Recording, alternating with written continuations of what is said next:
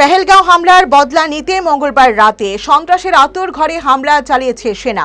অধিকৃত কাশ্মীরের পাশাপাশি হামলা চলেছে পাকিস্তানের একাধিক জঙ্গি ঘাঁটিতে।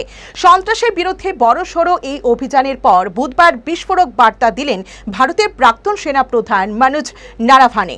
জানালেন, পিকচার আভি বাকি হ্যায়। স্বাভাবিকভাবেই তার এই মন্তব্যে জল্পনা শুরু হয়েছে, এরপর কি পাকিস্তানের বিরুদ্ধে আরও বড় হামলার প্রস্তুতি শুরু করেছে ভারত। 22 এপ্রিল পহেলগাঁওয়ে ধর্ম জিজ্ঞাসা করে পর্যটকদের উপর হামলা চালিয়েছিল পাক মদতপুষ্ট জঙ্গিরা।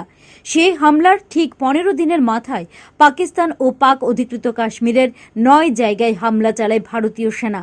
হামলার জেরে অন্তত 80 জনের মৃত্যু হয়েছে বলে জানা যাচ্ছে। লস্কর-ই-তৈবা, জৈশ-ই-মহম্মদ সহ একাধিক জঙ্গির আঁতর ঘর গুড়িয়ে দেওয়া হয়। এই হামলায় লস্কর-ই-তৈবা প্রধান হাফিজ সৈয়দ এবং জৈশ প্রধান মাসুদ আজহারের মৃত্যু হয়েছে বলে শোনা যাচ্ছে।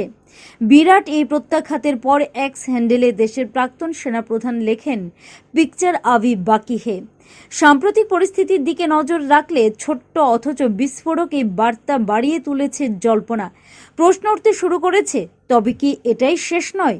আরও বড় কোনো পদক্ষেপ নিতে চলেছে ভারত? অন্যদিকে ভারতের থাপ্পড় খেয়ে ক্ষোভে ফুঁসতে শুরু করেছে পাকিস্তান।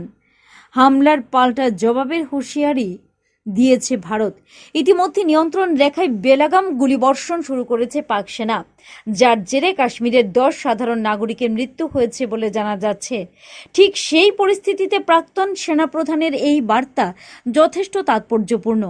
এদিকে ভারতীয় সেনার তরফে এই ঘটনায় স্পষ্ট বিবৃতি দিয়ে জানানো হয়েছে, অপারেশন সিঁদুরে ভারত পাকিস্তানের কোনো সেনা ঘাঁটিতে হামলা চালায়নি। হামলা চালানো হয়েছে শুধুমাত্র জঙ্গি ঘাঁটি লক্ষ্য করে। এমনকি এই হামলায় কোনো অসামরিক মানুষের প্রাণহানিও হয়নি বলে জানিয়েছে সেনা। Bureau report, headlines Tripura national.